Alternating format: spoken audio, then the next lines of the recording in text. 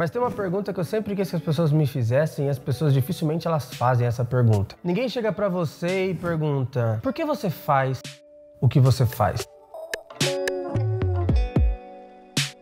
Claro que a gente não pode acabar com a fome do mundo inteiro de uma vez só, né? Mas a gente pode fazer a nossa parte, a gente pode tentar ajudar pelo menos uma vida de cada vez.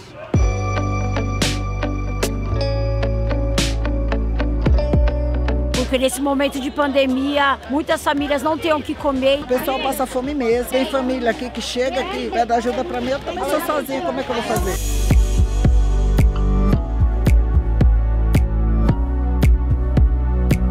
Como que é seu nome? Júlia. Júlia, o que você quer ser quando crescer? Atriz. Eu quero ser médica. Professora. Eu gosto de ser modelo, tirar foto. Estamos indo para nossa segunda missão. É um trabalho que a gente está fazendo de conscientização das pessoas, ou seja, ajudando elas a saírem da pobreza, mudar a mentalidade delas e também dando comida, porque às vezes a gente está tão preocupado em mudar a mente das pessoas que a gente não acaba se dando conta que não tem como você mudar a mente de alguém que a barriga fala mais alto. Então a gente está indo agora fazer a segunda entrega de cestas básicas e vão ser hoje novamente mais de 1 tonelada de alimento. A gente está indo alugar um carro agora que tem a carroceria e tudo mais, colocar os alimentos e partir lá para a comunidade.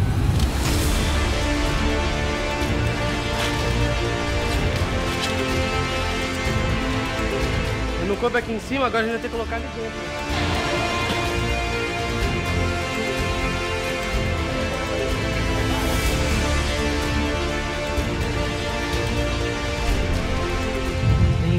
Muita gente que passa por vários tipos de necessidades que a gente nem se dá conta. O dinheiro, a fama, o poder e os recursos que não são bênção na vida de outras pessoas acaba se tornando uma maldição na vida daquele que tem. E aí tem muita gente que pensa assim: ah, mas eu sou obrigado a ajudar os outros. Não, você não é obrigado a ajudar ninguém. Quanto mais pessoas, quanto mais vidas a gente transforma com as ferramentas que a gente vai adquirindo ao longo da vida, mais portas parece que vão se desbloqueando, mais coisas vão acontecendo. E não só isso, cara, a gente começa a viver de fato o que é alegria verdadeira, entendeu?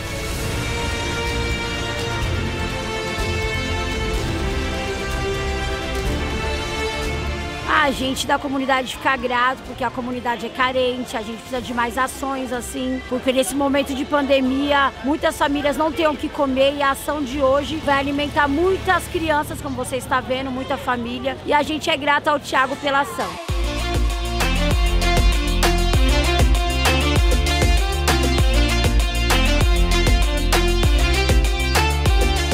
Missão concluída, tudo isso graças a R$1 de todo mundo, ou seja, a gente está mudando 2 vidas de uma vez, né? Ajudando algumas pessoas a encontrar uma estratégia para poder levantar um capital na internet. A gente também está ajudando a acabar com parte da fome aí, né? Aqui na cidade de São Paulo, também no Brasil.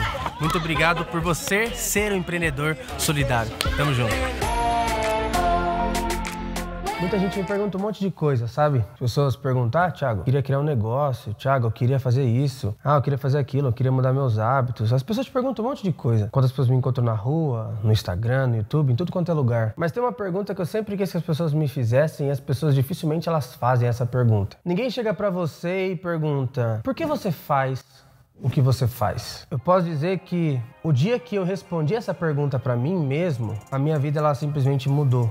Mudou demais. E a gente não se faz essa pergunta: por que a gente faz o que a gente faz? Antigamente eu fazia um monte de coisa sem propósito, eu fazia um monte de coisa por fazer, ou eu fazia as coisas pelos propósitos e pelos porquês errados. Durante um tempo da nossa vida, né, quando a gente tem que pagar conta e a gente tem um monte de boleto chegando e tem um monte de coisa acontecendo, a gente se foca em ganhar dinheiro, a gente se foca em ter o nosso sustento, e a gente corre atrás daquilo ali e tal, e a gente basicamente, na maior parte do tempo, a gente tá ali, né, pra trabalhar, pra fazer, pra não sei o que, e a gente não percebe que a gente dedica boa parte do nosso tempo a correr atrás do dinheiro. E esse dinheiro, na maior parte das vezes, ele é destinado pra gente, né? Eu vejo que um monte de gente cobra pessoas, né? Que quando a pessoa alcança um nível de resultado, as pessoas chegam pra essa pessoa: por que você não ajuda? Por que você não faz isso? Por que você não faz aquilo? Só que a gente percebe que elas mesmas não fazem. Elas falam: ah, não, o dia que eu tiver, eu vou fazer. O dia que eu tiver, pode deixar, eu vou ajudar, porque... E até um texto bíblico, né? Que fala que quem é fiel no pouco também é fiel no muito. E a gente poderia aplicar isso pra outras coisas. Quem ajuda no pouco também ajuda no muito. Quem é humilde no pouco também é humilde no muito. Quem é arrogante no pouco também é arrogante no muito. Os padrões, eles simplesmente se repetem. O dinheiro, os recursos, eles simplesmente aumentam a escala daquilo que a gente já é. Teve um texto uma vez que eu li, acredito que uns 8 anos, 9 anos atrás. E quando eu li esse negócio, ele simplesmente explodiu a minha cabeça, porque eu percebi que isso talvez poderia estar acontecendo comigo. A frase era a seguinte: o dinheiro que não é bênção na vida de outras pessoas é maldição na vida daquele que tem. E por que a gente corre atrás do dinheiro? A gente quer dinheiro para poder pagar as nossas contas, para ser um sustento e tudo mais, né? Porque o dinheiro você pode trocar por qualquer coisa. E o dinheiro sozinho, ele não faz nada. O dinheiro, ele não tem vida. E muitas pessoas abrem mão das suas vidas pelo dinheiro,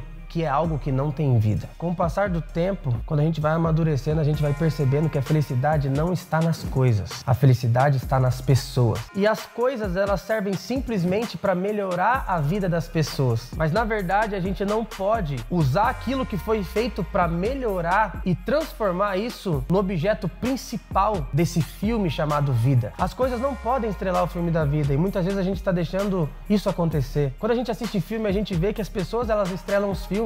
E quando a gente começa a dar mais valor para as coisas do que para as pessoas, esse nosso filme começa a perder sentimento e a gente perde a graça de assistir o filme da nossa própria vida. E foi por isso que eu decidi compartilhar os recursos, as coisas, o conhecimento que Deus colocou na minha mão. Porque eu sozinho, eu não sou capaz de nada, sabe? Mas Deus, ele torna a gente mais forte. E quando eu percebi que eu tinha na minha mão as chaves das prisões que eu saí, eu entendi que eu deveria compartilhar essas chaves com outras pessoas. Eu sei o que é morar numa rua de terra, sabe? Eu sei o que é você morar numa casa ali de 3 cômodos, dormir no chão da sala, no colchão ali, todo mundo junto, porque não tem onde dormir. E eu vou ser bem sincero pra você, eu nunca passei fome, mas eu já passei muita dificuldade nessa vida. E em meio a todas essas dificuldades, eu percebi uma coisa: a pobreza, ela é uma doença, e ela é uma doença mental. E a pobreza não tem a ver com dinheiro. A pobreza tem a ver com cegueira. Ser pobre é não enxergar o quanto você é capaz. Então, se você chega para uma criança e fala assim, ó, você pode correr daqui até lá. E se essa criança acreditar, ok, ela corre. Mas se essa criança pensa que ela não pode correr,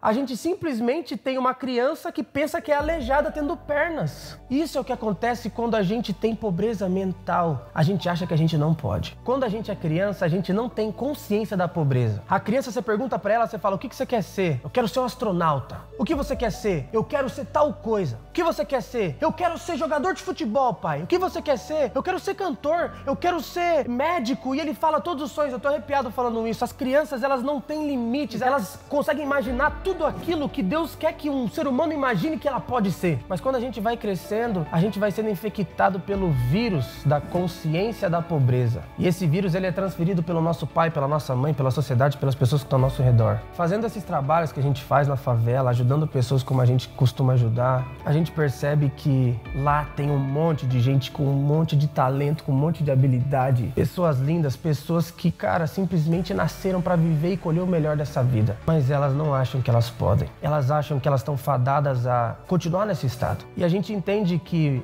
quando existem pessoas passando fome, não adianta você chegar para essa pessoa e falar, ei, você precisa mudar sua mente, porque ela só queria mudar a barriga dela. E quando a gente começa a alimentar essas pessoas, a gente passa para a próxima fase, que é mudar a mente e a consciência delas. E respondendo a pergunta, Thiago, por que você faz o que você faz? A minha maior missão de vida é poder ajudar crianças, meninos, meninas, adolescentes, pais de família, que vieram de uma condição tão ruim quanto eu vivia e pessoas que estão em condições ainda piores. Eu só quero que essas pessoas percebam que elas são feitas do mesmo material do Criador do Universo, que corre dentro delas uma energia ilimitada, uma força capaz de mudar o mundo. Elas só precisam acreditar que isso é possível. E para essas pessoas acreditarem, a gente às vezes tem que colocar a mão no bolso, entendeu? Não adianta só falar. Você precisa mostrar que você se importa. Você precisa estar presente. Você precisa se doar, não só financeiramente, mas como pessoa também. Doar o seu tempo, doar o que você sabe. E essa é a minha maior missão de vida.